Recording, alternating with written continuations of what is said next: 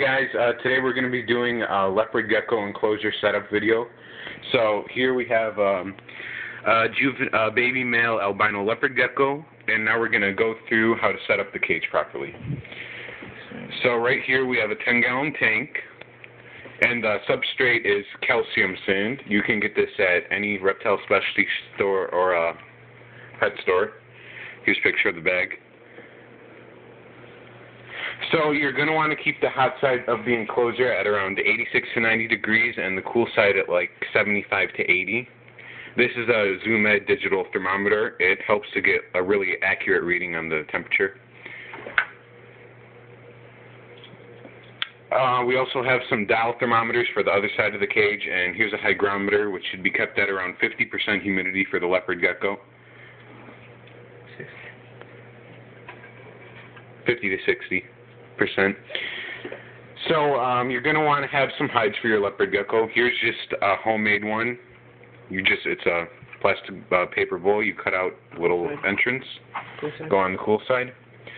And this is a humid hide, which will go on the hot side. It's damp paper towel. You're going to want to make sure you change the paper towel so it doesn't mold.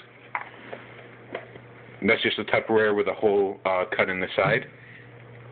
So that will go on the hot side. Now for food, crickets and mealworms are the best diet for your leopard gecko. Here are mealworms dusted with calcium D3. You can pick up that powder at any pet store. It's widely available. Recommended mostly at reptile shows for cheaper prices. Yeah, at reptile shows you can pick it up for cheap. So now we just have some in a bottle cap, and you want to make sure you don't get the calcium wet in it, so in case it clumps, it might cause some digestive issues with your gecko. Calcium sand, not just calcium. And the calcium sand can clump too sometimes if it's too wet. So, is that it? No, the leopard gecko, when you put it in, you want to be careful not to grab the tail at all. Oh yeah, so here's how you're going to transfer your leopard gecko to its new enclosure. Gently scoop it up. This is just a baby, so it's going to be a little nervous. It hasn't been handled much, but you can easily tame them down.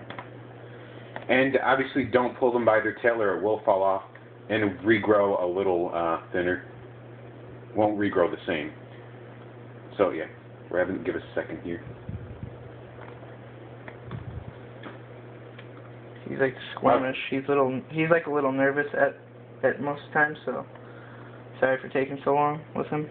Be very gentle. Don't manhandle. He's only like a few days old with me at least. So obviously he's gonna be a little squirmish.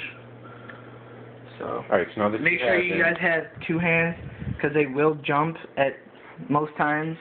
So then you're just gonna gently set it in the enclosure. I put him right in the center to let him get used to his enclosure. So let him walk off. You don't ever want to push at all. Just for the record, these guys don't bite, they do lick. Okay. And what we also forgot was a water dish. Do not, I highly doubt that you guys will do this, but don't let it touch the calcium sand because when it does clump together, it will hurt the leopard gecko's stomach at times. And you guys also want to have an undertank heater with it. ZoomEd brand. Yeah.